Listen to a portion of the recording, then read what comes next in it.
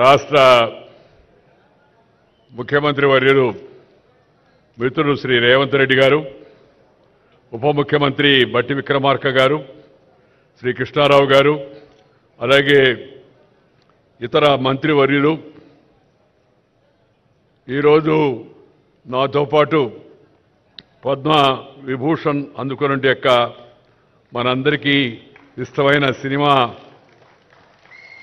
కథానాయకుడైన యొక్క చిరంజీవి గారు, అలాగే తెలంగాణ నుంచి పద్మ అవార్డులు వచ్చినట్టు మిత్రుల కాస్త ప్రశాంతంగా ఉండే సమయం కూడా తక్కువ ఉంది.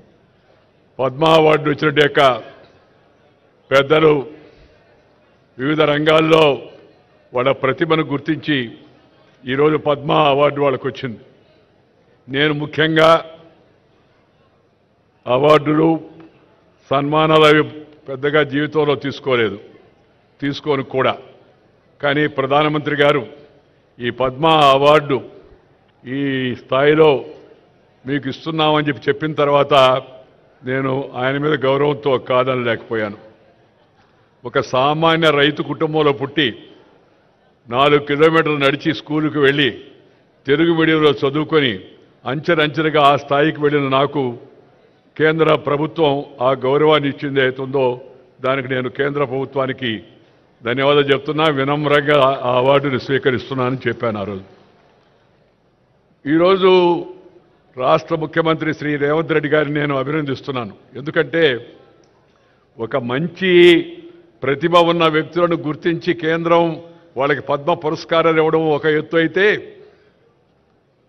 అలాంటి పురస్కారాలు అందుకున్న వారిని, మన తెలుగు వారిని ఈ రాష్ట్రంలో పిలిచి సన్మానించాలని చెప్పి అనుకోవడం అవుతుందో ఇది మంచి సాంప్రదాయం అని చెప్పని నేను భావిస్తున్నా. సాంప్రదాయానికి నాంది పలికిన రేవంత్ రెడ్డి గారిని హృదయపూర్వకంగా అభినందిస్తున్నా. నాకన్నా చిన్నవాడు కాబట్టి ఆశీర్వదిస్తున్నాను. శ్రీ రేవంత్ రెడ్డి నాకు చిన్నప్పటి నుంచి తెలుసు. చైతన్యశీలి, ఉత్సాహవంతుడైన యువకుడు. అలాంటి వారికి రాష్ట్ర ముఖ్యమంత్రిగా అవకాశం వచ్చింది. ఆయన హయాంలో మరిన్ని మంచి పనులు జరగాలని, తెలంగాణ యొక్క సర్వతోముఖ అభివృద్ధికి ఆయన పూర్తిగా కృషి చేస్తారని నమ్మకం నాకుంది. దానికి ప్రజల యొక్క ఆశీస్సులు కూడా ఉంటాయని చెప్పని నేను భావిస్తూ ఉన్నాను. ఈరోజు ఈ పద్మ అవార్డులు ఇచ్చిన వాళ్ళని మీరు గమనించండి. మనం చిన్నప్పటి నుంచి చూస్తూ ఉన్నాం పద్మ అవార్డులు. కానీ ఇలాంటి పరిస్థితి ఇంతకుముందు పెద్దగా రాలా మనకి. పద్మ విభూషణ్ వచ్చిన వాళ్ళ గురించి నేను మాట్లాడడం లేదు. పద్మ అవార్డులు వచ్చిన వాళ్ళు ఎవరుతున్నారో వాళ్ళ గురించి. ఎందుకంటే మట్టిలో మాణిక్యాలను ఆ వాసన పట్టి గుర్తించి బయటకు తీసినట్టుగా ఈ మహానుభావులను, మహా వ్యక్తులను కేంద్ర ప్రభుత్వం నరేంద్ర మోడీ గారు వారికి గుర్తించి పద్మ అవార్డులు ఇవ్వడం ఒక కొత్త సాంప్రదాయం. ఏంటంటే రికగ్నైజింగ్ ది అన్రికగ్నైజ్డ్ గుర్తింపు పొందని యొక్క వ్యక్తులకు గుర్తింపునివ్వడం అనే కార్యక్రమం కింద ఈ మంచి సాంప్రదాయాన్ని చేపట్టారు. వారికి కూడా నేను శుభాకాంక్షలు అందజేస్తూ ఉన్నాను. నా తోటి మిత్రుడు, ప్రేమపాత్రుడు శ్రీ చిరంజీవి గారికి పద్మ విభూషణ్ లభించినందుకు నా సరసన నాకు ఎంతో సంతోషంగా ఉంది. ఎందుకంటే నేను ఎప్పుడు ఆయన నటనా సామర్థ్యాన్ని గురించి, ప్రతిభను గురించి చెప్తూ ఉంటాను. గతంలో కూడా చెప్పాను. మీ సౌకర్యార్థం మళ్ళా కూడా చెప్తూ ఉన్నాను. తెలుగు కళామ తల్లికి 2 కళ్ళు స్వర్గీయ నందమూరి తారక రామారావు గారు, అలాగే అక్కినేని నాగేశ్వరరావు గారు. తెలుగు కళామ తల్లికి 2 కళ్ళు స్వర్గీయ నందమూరి తారక రామారావు గారు, అక్కినేని నాగేశ్వరరావు గారు అయితే 3వ కన్ను శ్రీ చిరంజీవి గారని చెప్పని సందర్భంగా నేను మనం చేస్తా ఉన్నాను. ఈ విషయం నేను ఇవాళ చెప్పడం లేదు, ఆయనకు అవార్డు లభించింది కాబట్టి. చాలా కాలం కింద విజయవాడలో ఈ విషయాన్ని చెప్పాను. ఎందుకంటే ఆయనలో ఉన్న ప్రతిభను నేను గుర్తించాను కాబట్టి, నాకు నచ్చింది కాబట్టి, జనం మెచ్చింది కాబట్టి ఆ విషయాన్ని చెప్పడం జరిగింది.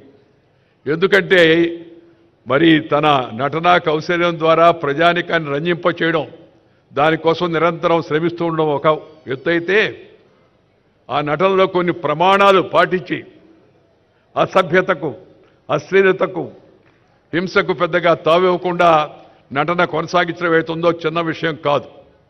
ఆ విషయంలో చిరంజీవి గారిని ఇతరులు కూడా ఆదర్శంగా తీసుకోవాల్సిన అవసరం ఎంతో ఉంది. రెండవది మన యొక్క ప్రజా జీవనంలో ఉన్న వాళ్ళందరూ భారతీయ సంస్కృతిని పాటించి share and care is the core of Indian philosophy. ఆదికాలం నుంచి, వేదకాలం నుంచి, పుణ్యకాలం నుంచి, పురాణకాలం నుంచి మన పూర్వీకులు అనుభవించి రంగరించి మనకు మేళవించి మనకు అందించిన వారసత్వం అయితే ఉందా భారతీయత, నువ్వు పెంచుకో, ఇతరులతో పంచుకో, పెంచుకో, పంచుకో.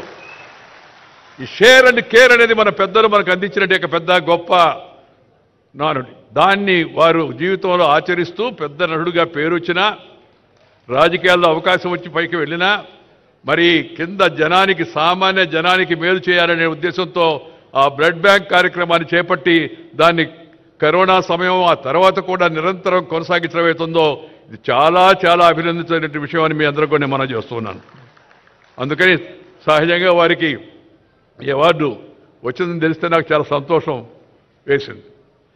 మిత్రులారా, నేను పెద్దగా ప్రసంగించాను, సమయం కూడా చాలా ఎక్కువైంది, కాలాతీతమైంది. ఒకటి ఒకటి ఒకటి ఒకటి ఒకటి ముఖ్యమంత్రి గారిని నేను అభినందించాను, ఇందాక కేంద్ర ప్రభుత్వాన్ని అభినందించాను, ఈ పద్మ అవార్డు వాడు ఇచ్చిన అందరిని అభినందించాను. జీవితంలో పట్టుదల ఉంటే, కృషి ఉంటే ప్రతి ఒక్కరు కూడా ఉన్నత శిఖరాలకు చేరుకోవచ్చు అనేది ఈ అందరి యొక్క జీవితాల గురించి మనం కొత్త యువతరం, నవతరం తెలుసుకోవాల్సిన విషయాన్ని మీ అందరికి కూడా మనం చేస్తూ ఉన్నాను. కృషి, అందువల్ల ప్రతి ఒక్కరికి జీవితంలో క్రమశిక్షణ, సమయ పాలన, మాట తప్పకుండా ఉండడం, నీతి, నిజాయితీ, ఇతరులతో తనకు వచ్చిన దాన్ని పంచుకోవడం అవుతుందో అలవాటు చేసుకుంటే తప్పనిసరిగా జీవితంలో యువతరం కూడా పైకి వస్తారని చెప్పని నేను ఈ సభలో ఉన్న యువకులకే కాకుండా రాష్ట్రంలో ఉన్న యువకులందరికీ కూడా నేను ఈ సందర్భంగానే మనవి చేస్తూ ఉన్నాను. అలాంటి అవకాశం వస్తుందంటే ప్రయత్నం చేస్తే వస్తుంది. మనం ఇష్టపడిన పనిని కష్టపడి చేస్తే నష్టపడేది లేదు అనేది నా యొక్క భావన. ఇష్టపడిన పనిని కష్టపడి చేస్తే నష్టపడేది లేదని. ఈ వయసులో కూడా ఇలా ఉత్సాహంగా ఉండి ఇంత ఉరకరెత్తిచ్చేట్టుగా నటన చేయడం అంటే చిన్న విషయంగా, దాని వెనక ఎంత శ్రమ ఉందో, రోజు ఎంత బాధలు పడుతుంటారో, ఎంత ఇబ్బంది పడుతూ ఉంటారో నటులు మనం అర్థం చేసుకోవచ్చు. బట్ శ్రమ, ఆ శ్రమ అది ఇష్టపడిన శ్రమ. ఇష్టపడిన శ్రమని కష్టపడి చేస్తే నష్టపడేది లేదు, మంచి గుర్తింపు వస్తుందని దానికి వారి యొక్క జీవితం కూడా ఒక ఉదాహరణ అని చెప్పని సందర్భంగా నేను మనవి చేస్తూ ఉన్నాను. ప్రజా జీవనంలో ఉన్న వ్యక్తులు కొన్ని విలువలు పాటించాలా. ఇందాక వారు చెప్పారు కదా, సాంప్రదాయాలు పాటించాలా. నేను ఈ వేదిక సందర్భంగా అందరికీ కూడా కోరేది ఏంటంటే, జీవితంలో మనకందరికీ అవకాశం రాదు, వచ్చిన అవకాశాన్ని మంచిగా ఉపయోగించి కొన్ని ప్రమాణాలు నెలకొల్పండి, కొన్ని విలువలు కాపాడండి. ఈ మధ్యకాలంలో అసెంబ్లీల్లో, పార్లమెంట్లో వివిధ స్థాయిల్లో జరుగుతుంటే గలాటాలు ప్రజల్లో చాలా ఆందోళన కలిగిస్తూ ఉన్నాయి. One way it is demoralising the people. Keeping that in mind, one must correct himself and herself. ప్రతి ఒక్కరు కూడా తమ జీవితాన్ని సరిదిద్దుకునే ప్రయత్నం చేయాల్సిన అవసరం ఎంతో ఉంది. అవసరమైన వాళ్ళందరూ ప్రజాప్రతినిధులు అంటే ఆ ఎంపీలు, నేను చైర్మన్గా ఉన్నాను రాజ్యసభకి 5 ఏళ్ల పాటు, అంతకుముందు మంత్రిగా ఉన్నాను పార్లమెంటరీ అఫైర్స్, అలాగే ఇతర మంత్రిత్వ శాఖల్లో ఉన్నాను, చూశాను. ప్రతిపక్షంలో ఉన్నాను, అధికార పక్షంలోకి ఉన్నాను. మనము మన ప్రవర్తన జనమంతా చూస్తూ ఉంటారు, అభినందిస్తూ ఉంటారు. నాకు పాత రోజులు బాగా గుర్తు. నేను యువకుడిగా అసెంబ్లీకి వచ్చినప్పుడు నేను జైపాల్రెడ్డి గారు మాట్లాడుతూ ఉంటే రాష్ట్రంలో ప్రతి ఒక్కరు కూడా సాయంత్రం 6:15 రేడియో పెట్టుకునేవాళ్ళు. అప్పుడు టీవీలు లేవు. విందాము ఏం చెప్పారు వీళ్ళని. నువ్వు కష్టపడితే, మంచిగా జనం కోసం పనిచేస్తే, నీ మంచి ప్రవర్తన బాగుంటే జనం దాన్ని ఆదరిస్తారు. అందుకు నేను సొంతంగా అనుభవం చెప్పాను. ఆ రాజకీయాన్ని ఇప్పుడు నేను ఇక్కడ చెప్పదలుచుకోలేదు. కానీ ఒక విషయం గమనించాలి, ఇప్పుడు ఇవాళ రాజకీయాల్లో ప్రమాణాలు తగ్గిపోతున్నాయి, జనానికి ఆందోళనగా ఉంది. శాసనసభలో, పార్లమెంట్లో ప్రమాణాలు తగ్గిపోతున్నాయి, ప్రజల యొక్క ప్రజా జీవనంలో ప్రమాణాలు తగ్గిపోతున్నాయి. అధికారుల స్థాయిలో, అనధికారుల స్థాయిలో ఈ ప్రమాణాలను మళ్ళా తిరిగి